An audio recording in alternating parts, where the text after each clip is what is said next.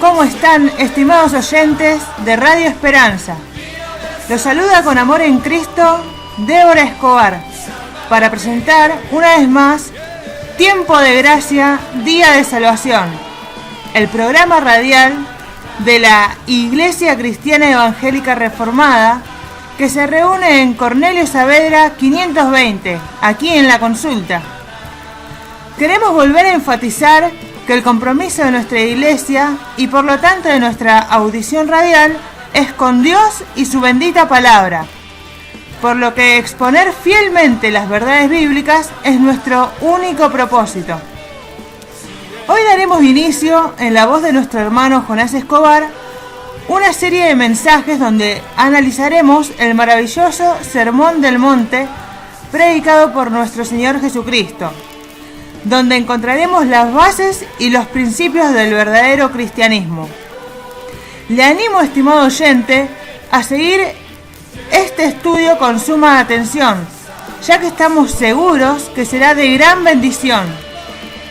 Así que lo invitamos ahora mismo, y mientras escucha una melodía cristiana, que inmediatamente pondremos al aire, a tomar su Biblia y sentarse en familia a escuchar lo que Dios tiene para decirle. Escuchemos pues la melodía y tras ella la exposición bíblica.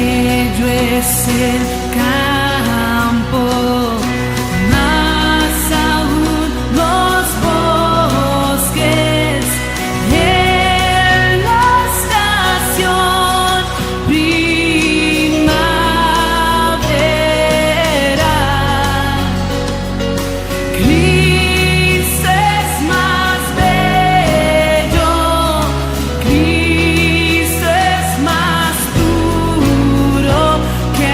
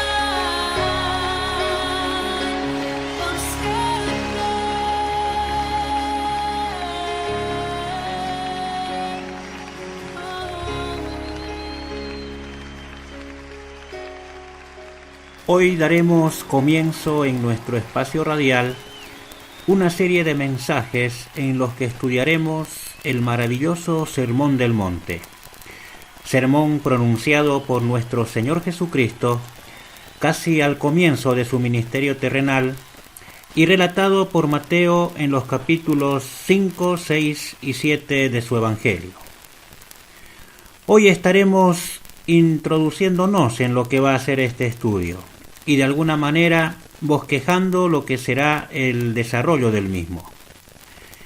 Y para introducirnos en lo que será el estudio de este sin igual sermón predicado de labios mismos de nuestro glorioso Señor Jesucristo, y que sin duda alguna será de gran bendición, vamos a hacernos una pregunta.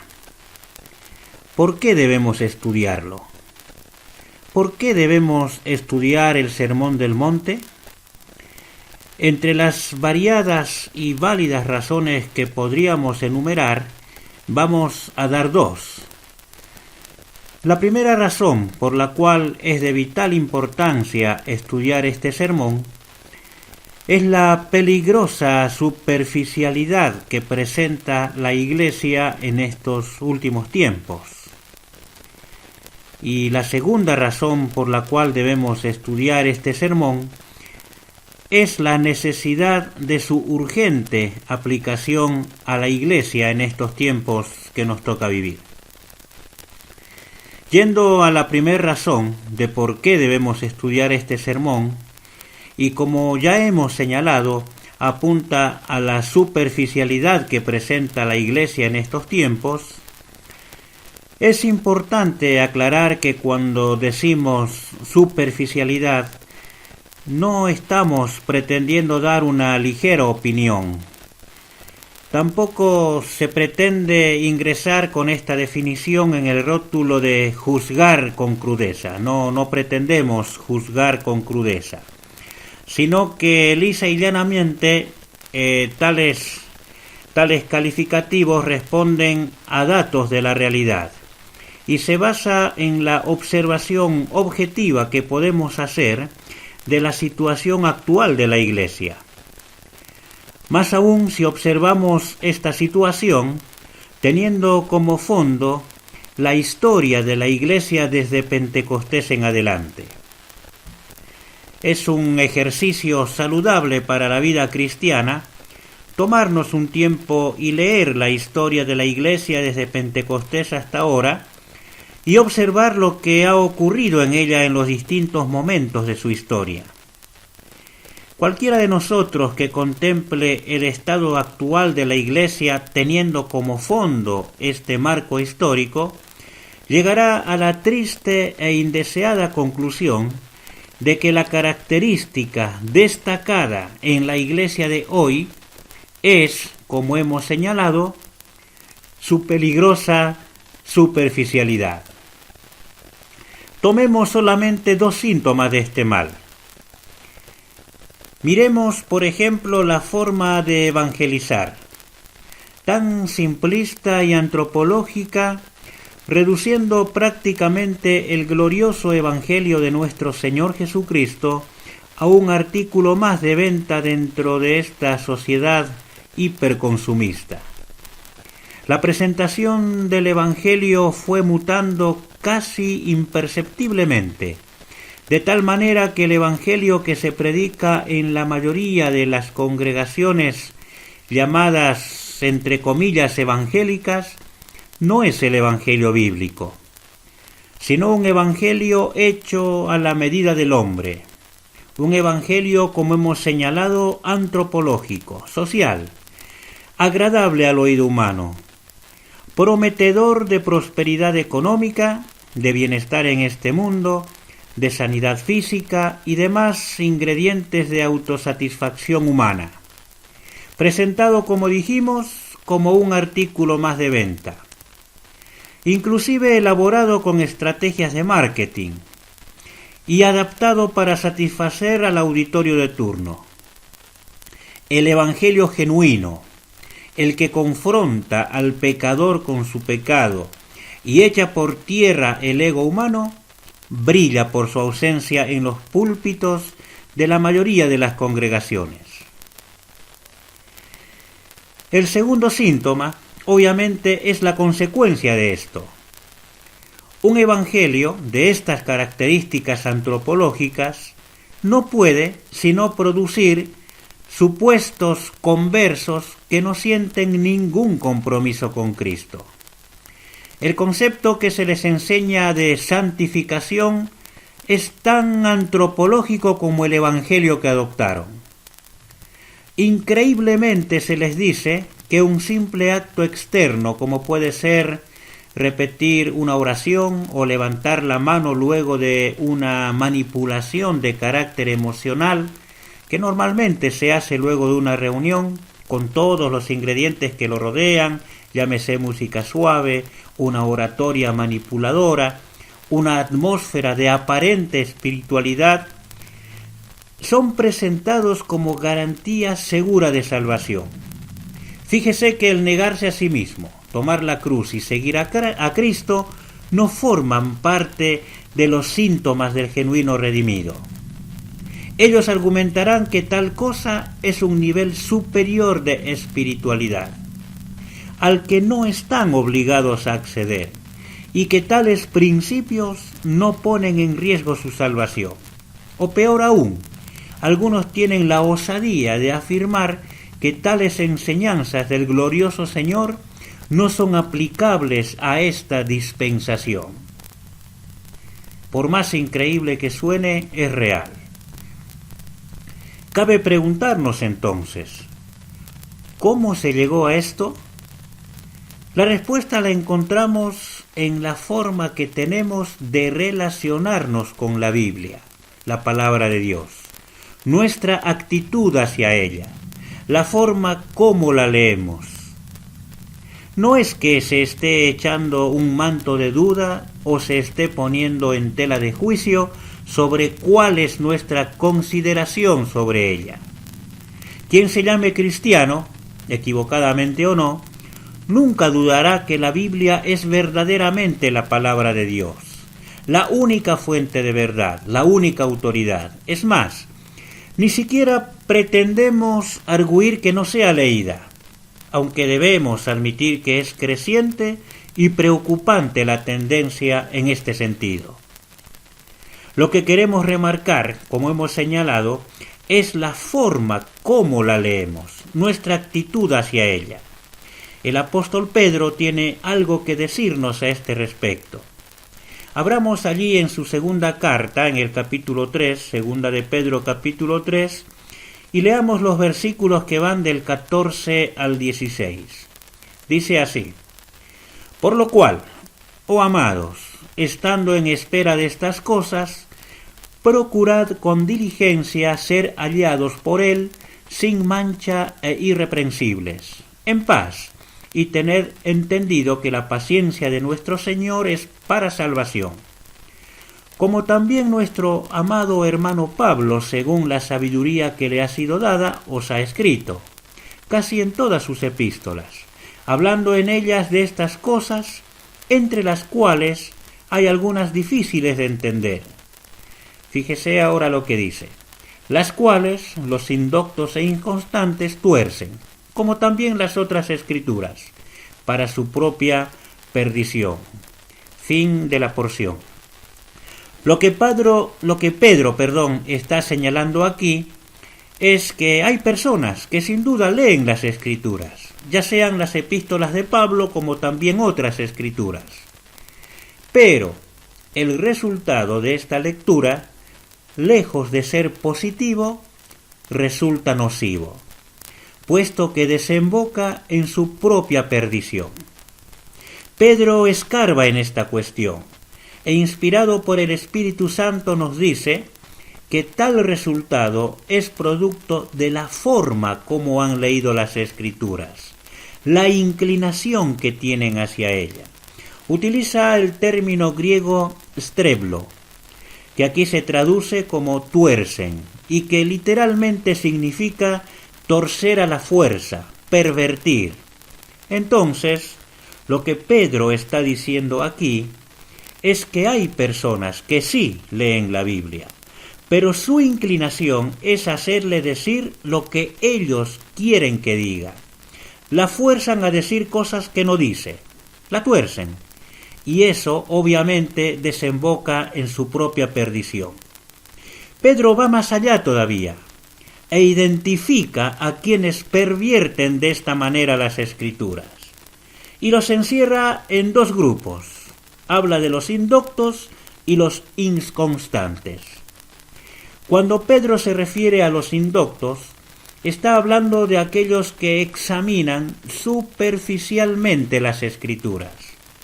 El objetivo de tal examinación no es obedecerla, sino utilizarla para su propio beneficio, hacerle decir lo que a ellos les conviene.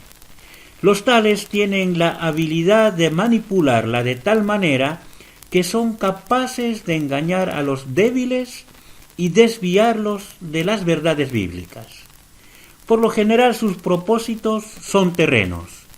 Buscan su propia gloria o algún beneficio económico o material. Tienen su propio mentor y maestro, Satanás mismo, un gran manipulador de las Santas Escrituras.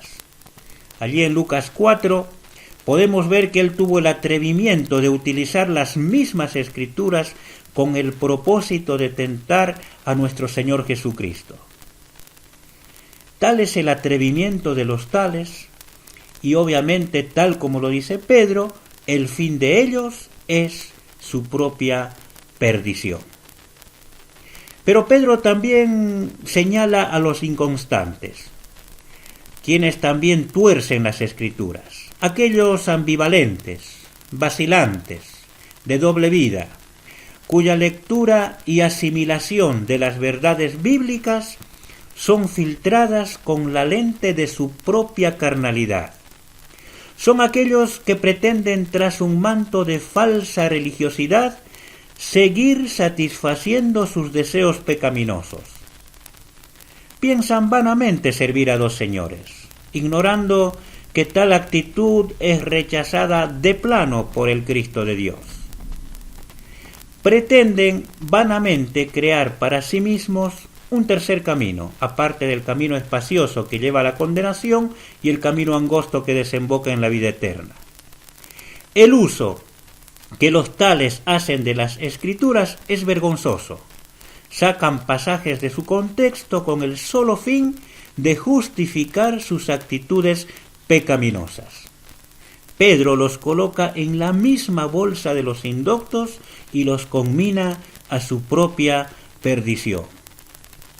Este mal que caracteriza estos últimos tiempos, estos postreros tiempos, se viene profundizando y hallando cabida crecientemente en el seno de las iglesias, al punto que es fácil notar que esta forma nociva de leer las Escrituras se está arraigando cada vez más. Nos acercamos a ella con una idea ya preconcebida, o con una línea de pensamiento ya definida, o con alguna teoría favorita que defendemos a rajatabla, o con alguna práctica tradicionalista heredada que no estamos dispuestos a abandonar.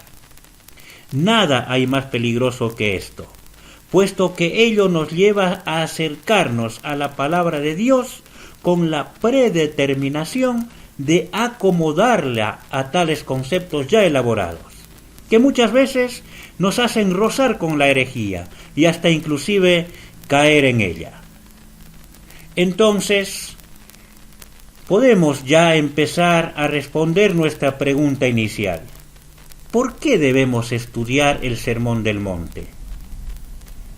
Precisamente porque este maravilloso sermón, pronunciado por nuestro Señor Jesucristo, ataca directamente este mal y nos enfrenta con él. Pone el dedo en la llaga, nos advierte enérgicamente de la peligrosidad de manipular las Sagradas Escrituras en beneficio nuestro.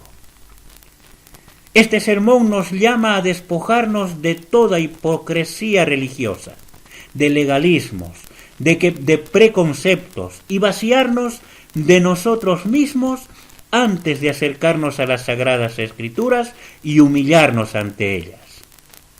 Separa la paja del trigo, las ovejas de los cabritos.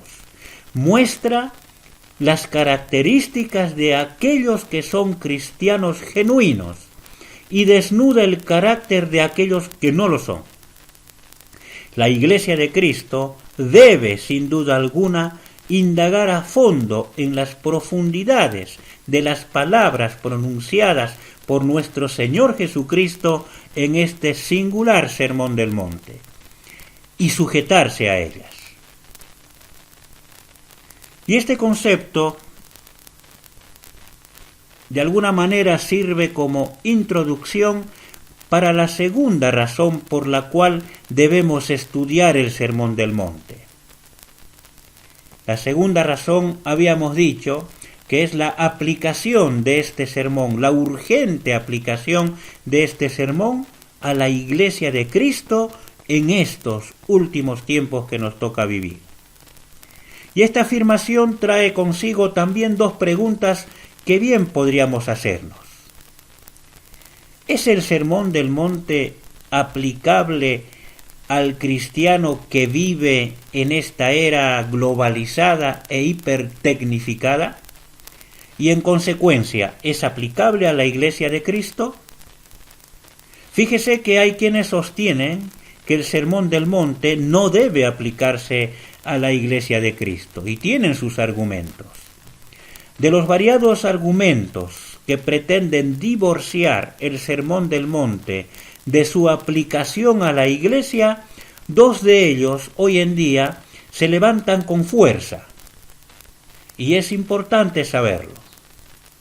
La primera teoría que pretende divorciar el sermón de la Iglesia de Cristo es aquella que sostiene que el Sermón del Monte es solamente una interpretación de la ley dada por Dios a Moisés, la ley mosaica. Este punto de vista considera el Sermón del Monte como una simple explicación por parte de nuestro Señor Jesucristo de la ley dada a Moisés. Los que la sostienen afirman que nuestro Señor, al darse cuenta que los escribas y los fariseos interpretaban mal la ley de Dios dada a su pueblo, lo que hace es elaborar y explicar dicha ley dándole un contenido espiritual más elevado.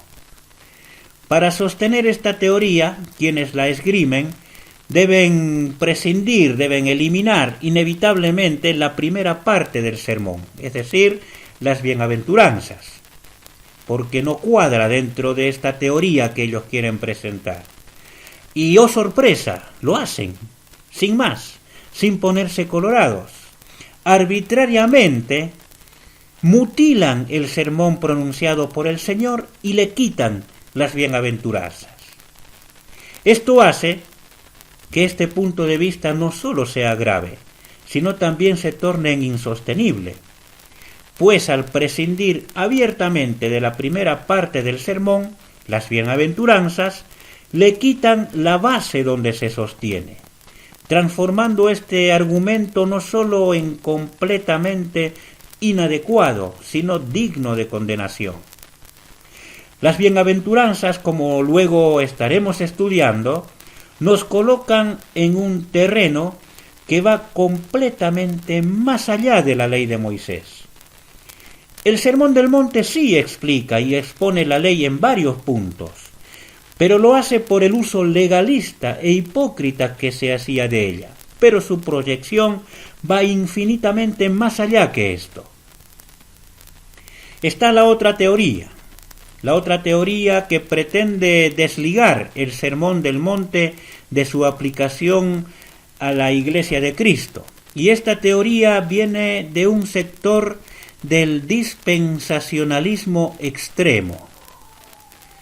Antes de analizar este grave y peligroso punto de vista, es importante señalar que el dispensacionalismo en sus bases es correcto, de alguna manera nos ayuda a entender el programa de Dios a través de las eras, a través de las épocas. Su principal reconocimiento es que el plan de Dios para Israel no es reemplazado ni absorbido por su plan para la Iglesia. Tanto Israel como la Iglesia, en los planes de Dios, son entidades separadas, y es una verdad bíblica que Dios finalmente restaurará a Israel como nación bajo el gobierno terrenal de Jesús como Mesías. Esto es una verdad bíblica. No obstante, no podemos ser necios en observar que hay quienes, dentro del dispensacionalismo, han caído en la peligrosa tendencia de categorizarlo todo, trazando líneas rígidas, separaciones extremas, no solo entre Israel y la Iglesia, sino también en temas que la palabra de Dios no autoriza separar. Temas tales como, por ejemplo, la salvación y el discipulado, o el reino de Dios y la Iglesia. Y fíjese, también separan lo que es la predicación de Cristo y el mensaje apostólico. Lo hacen también con la fe y el arrepentimiento, o la salvación y el señorío de Cristo. Un ejemplo claro de cómo una, podríamos decir, metodología correcta, como es el dispensacionalismo, puede llevarse demasiado lejos, lo notamos en un autor que seguramente muchos conocen, como lo es Schaffer, quien en su intención exagerada de pretender colorear toda la Biblia con una marcada línea rígida entre la época o la era de pura gracia, la de la Iglesia, y las dos eras de pura ley, la era mosaica y el futuro reino milenario, ha llegado a colocar el Sermón del Monte como parte del Evangelio del Reino, llamándolo el Manifiesto del Rey. Schaffer señala que el propósito del sermón era declarar el carácter esencial del reino milenario, considerándolo exclusivamente ley, y así divorciándolo completamente de la gracia. Esta peligrosa conclusión, que está amparada bajo un concepto o preconcepto, podríamos decir, dispensacionalista extremo, llevó a Schaffer y otros escritores a torcer las Escrituras, como Clarence Larkin, por ejemplo, quien en su libro Verdad Dispensacional afirma, fíjese, sin ponerse colorado, que las manifestaciones de nuestro Señor Jesucristo en el Sermón del Monte, fíjese, él dice, no son aplicables al cristiano, sino solo a quienes están bajo la ley, y por lo tanto deben ser aplicables a otra dispensación, y no a esta, dice él. Esto no solo no es bíblico, sino que contradice abiertamente lo manifestado por las Escrituras. Pero notemos que este afán de hacer prevalecer una teoría, o como ya lo hemos señalado, acercarse a la Biblia con una idea ya concebida, no afecta solo al Sermón del Monte, sino que llega a ser tan nocivo que hasta deforma el mismo carácter de Dios, ya que también llegan a afirmar que nuestro Señor, cuando comenzó a predicar acerca del reino de Dios, dijo que el Sermón del Monte de alguna manera inauguraba este reino. Por desgracia, siguen diciendo ellos, los judíos no creyeron su enseñanza, y por ello nuestro Señor, fíjese lo que dicen, no pudo establecer el reino, y por lo tanto, casi a modo de idea tardía, vino la muerte en la cruz, y a modo de otra idea tardía la institución de la Iglesia y la época de la Iglesia. dicen ellos, lo cual perdurará hasta cierto punto de la historia. Entonces sí, nuestro Señor regresará con el reino y volverá a entrar en vigencia el Sermón del Monte. Esto es lo que enseña. ¿Hay algo más contradictorio a las Escrituras que esto? No resiste el más mínimo análisis a la luz de las Escrituras. Contradicen el carácter todopoderoso de Dios y lo reducen sin respeto alguno a un improvisador, desechando deliberadamente su plan soberano para la Iglesia, que incluye el sacrificio de Cristo, plan diseñado, como leemos en las Escrituras, desde antes de la fundación del mundo. Todo esto lo dicen ¿para qué? Simplemente para sostener una teoría. Es inaudito. Nuestro mismo Señor Jesucristo, en el epílogo del sermón, no relega la aplicación y la obediencia del mismo a una era futura, sino que manda a obedecerlo de inmediato. Allí, concluyendo el sermón, nuestro Señor, en el capítulo 7 de Mateo, en los versículos 24 y 26, Él dice claramente: cualquiera pues que me oye estas palabras y las hace, está demandando obediencia, le compararé a un hombre prudente, dice el Señor. Y en contrapartida dice: pero cualquiera que me oye estas palabras y no las hace, le compararé a un hombre insensato. Y está hablando del sermón que acaba de predicar. ¿Cómo se puede contradecir esta afirmación por el solo hecho de sostener una teoría? Aparte, por otro lado, cada enseñanza del Sermón del Monte es presentada y ampliada por el Espíritu Santo en el resto del Nuevo Testamento, incluyendo obviamente las epístolas, como luego estaremos considerando. Habiendo desentrañado esta cuestión y refugiándonos en la autoridad indiscutible de las Escrituras, podemos afirmar con plena seguridad que las gloriosas enseñanzas que encierra este maravilloso Sermón del Monte y que nuestro Señor se dignara predicar es perfectamente aplicable al cristiano en nuestros días y en consecuencia a la Iglesia de Cristo. Esto, estimado oyente, es suficiente para el cristiano humilde y sincero que se acerca a la palabra de Dios vaciándose de sí mismo. Dicho esto, pasemos a ordenar o bosquejar, podemos decir, lo que será el desarrollo de lo que iremos exponiendo a lo largo de esta y las siguientes audiciones. Dividiremos nuestro estudio acerca del Sermón del Monte de la siguiente manera.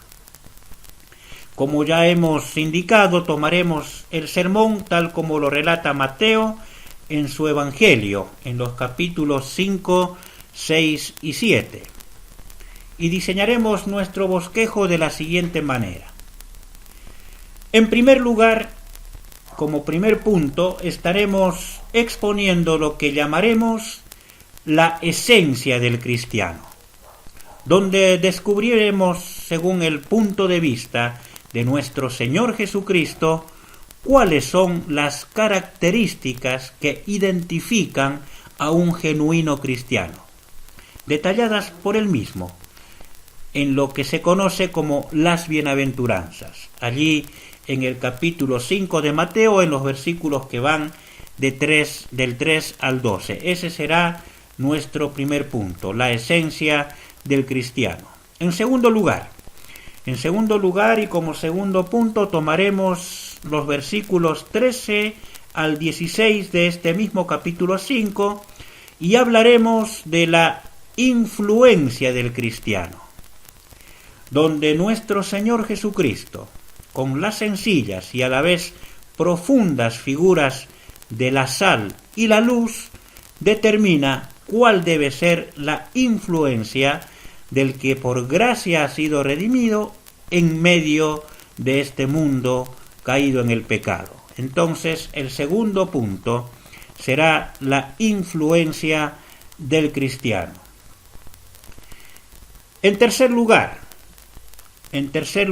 y para desarrollar el tercer punto, tomaremos los versículos que van desde el 17 al 48 de este mismo capítulo 5.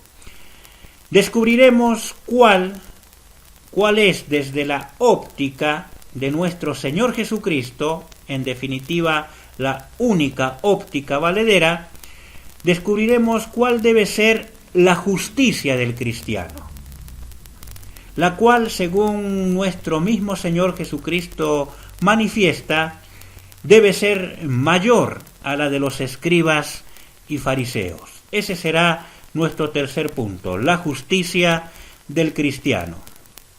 En cuarto lugar, como cuarto punto, y ya pasando al capítulo 6, allí en los primeros 18 versículos descubriremos cuál debe ser la devoción del cristiano, donde nuestro Señor explica este concepto yendo de una manera magistral entre lo secreto y lo público. Ese será nuestro cuarto punto, la devoción del cristiano. Avanzando con nuestro estudio, luego llegaremos al quinto punto, donde examinaremos las prioridades del cristiano. Esto lo vamos a ver en los versículos 19 al 34 de este capítulo 6 de Mateo, donde nuestro glorioso Señor expone con claridad qué es lo que el cristiano debe buscar primeramente. Ese será nuestro quinto punto, las prioridades del cristiano.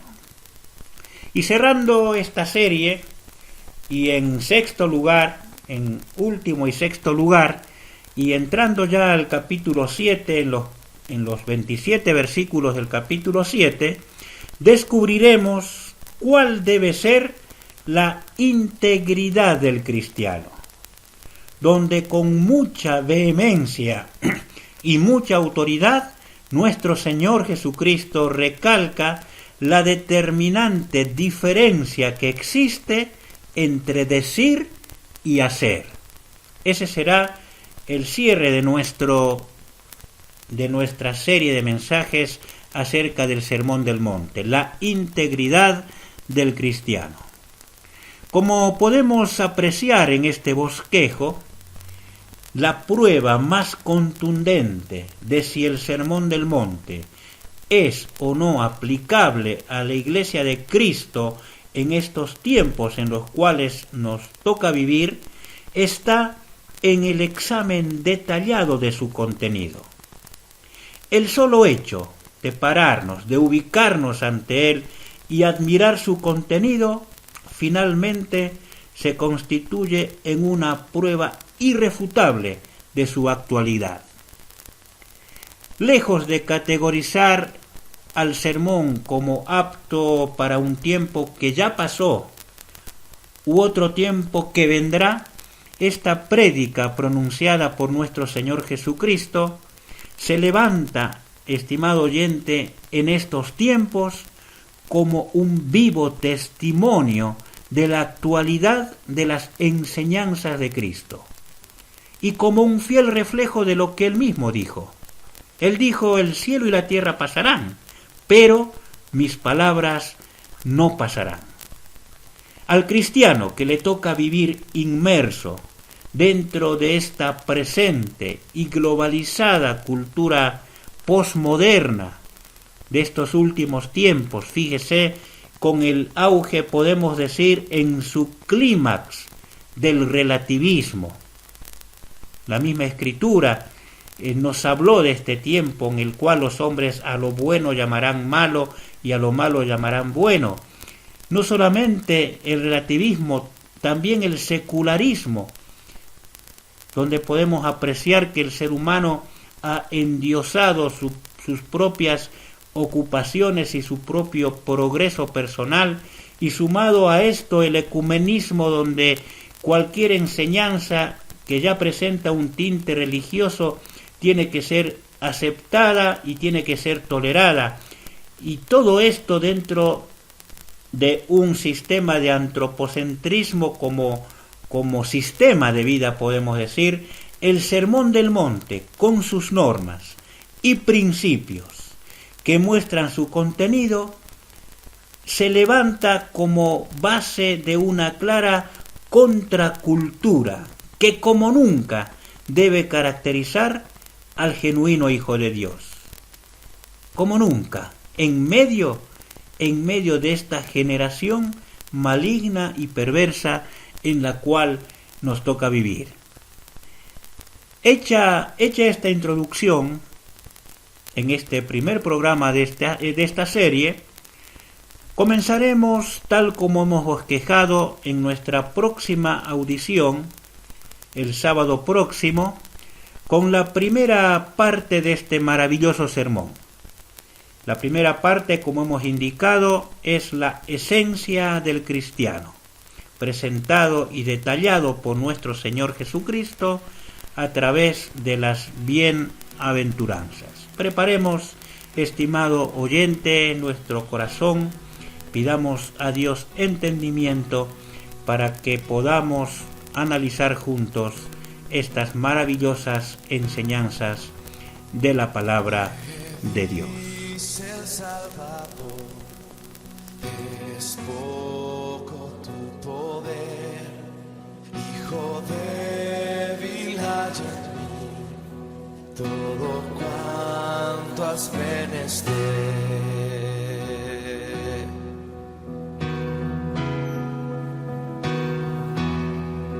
Señor, hallado he que solo tu poder a mi duro corazón es capaz de enternecer. Todo debo a él, pues ya lo pagó. De las manchas del pecado, cual nieve me lavó. Todo debo a él, pues ya lo pagó. De las manchas del pecado, cual nieve me lavó.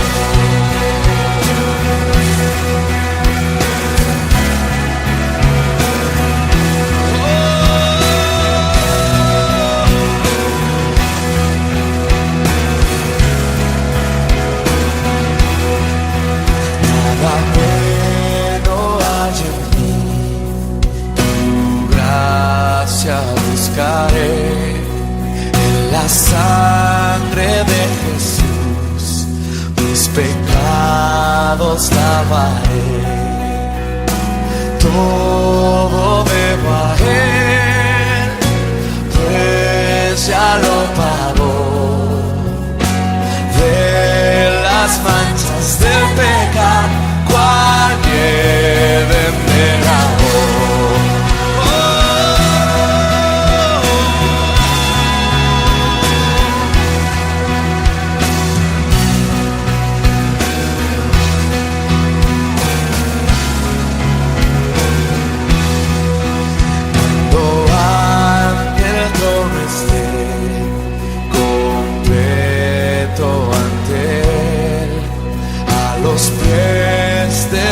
Jesús, mis trofeos echaré.